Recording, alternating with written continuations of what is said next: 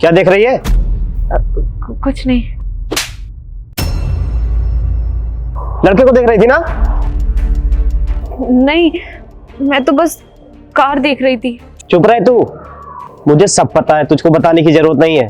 तेरे जैसे को ना बहुत घुमाया है और आजकल की लड़कियों को ना बहुत अच्छी तरीके से जानता हूं मैं। अब मुंह क्यों देख रही है? तू कहां जा रही है? आपके साथ घर जा रही हूँ मैं। नहीं नहीं, तुझको गाड़ी से जाने की कोई जरूरत नहीं है। अब तू पैदल आ 8 किलोमीटर और देखते रहना लड़कों को। बहुत देखने का शौक है ना। और फोन इधर दे। फोन इसलिए ले जा रहा हूँ कि ताकि तू कैब ना कर पाए। अब जब तू पैदल आएगी ना 8 किलोमीटर तब तुझे पता चलेगा। चल हट।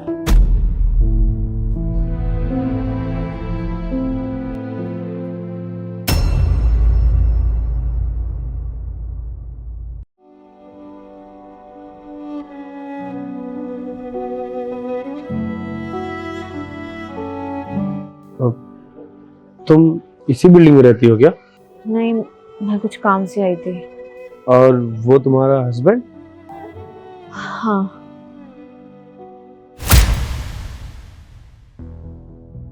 बताओ क्यों बुलाया मुझे? प्राची, तुम शादी कर रही हो और तुमने मुझे बताया भी नहीं। अगर तुम्हारी फ्रेंड नहीं बताती तो मुझे तो पता भी नहीं चलता।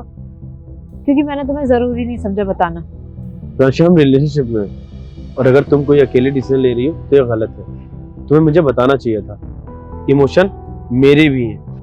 पापा से बात की थी मैंने तुम्हारी और अपनी शादी के लिए।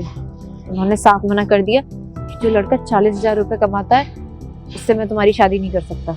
आज 40 कमा रहा हूँ, कल को 4 लाख भी तो कमा सकता हूँ। भरोसा तो करो मुझ पे। देखो अक्की, 40,000 में मुझे नहीं पता कि मैं भी कैसे गुजारा करूंगी। जो लड़का पापा ने देखा है वो 2 लाख रुपए कमाता है महीने का और तुम सिर्फ 40,000। मतलब कि जिस लड़के को तुम जानती तक नहीं हो वो ज्यादा पैसे कमाता है, इस वजह से तुम शादी के लिए उससे रेडी हो गई। मेरी पसंद नहीं है, पापा की पसंद है वो, इसलिए मैं शादी कर रही हूँ उससे।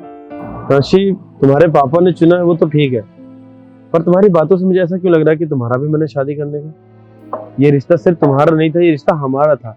इसमें इमोशन तुम्हारे नहीं थे, मेरे भी थे। तो तुम अकेले इतना बड़ा डिसीजन कैसे ले सकती हो?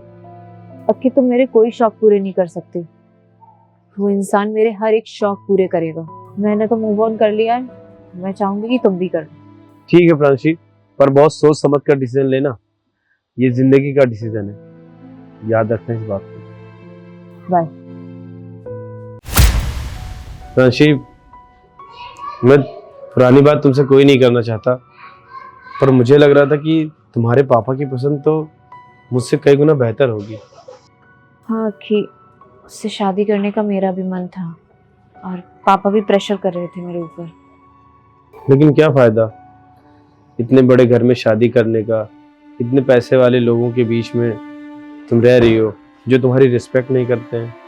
वैसे मेरा ये कोई इंटेंशन नहीं है कि मैं तुम्हें ये फील कराऊं कि तुमने कोई गलत डिसीजन लिया है, लेकिन तुम्हारा सम्मान मेरे लिए उतना ही ज़रूरी है जितना पहले था। और प्रांशी, मैं तुम्हें एट द एंड सिर्फ यही समझाना चाहूँगा कि ऐसा ही सब कुछ नहीं होता है।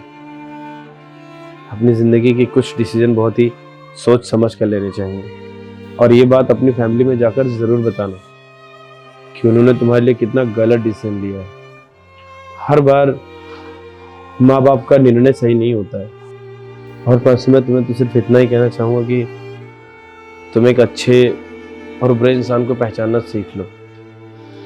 और आई एम सॉरी अगर तुम्हें मेरी बातों का जरा सा भी बुरा लगा हो।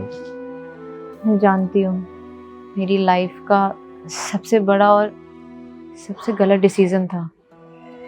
मैं कुछ नहीं कर सकती इस चीज़ को लेके।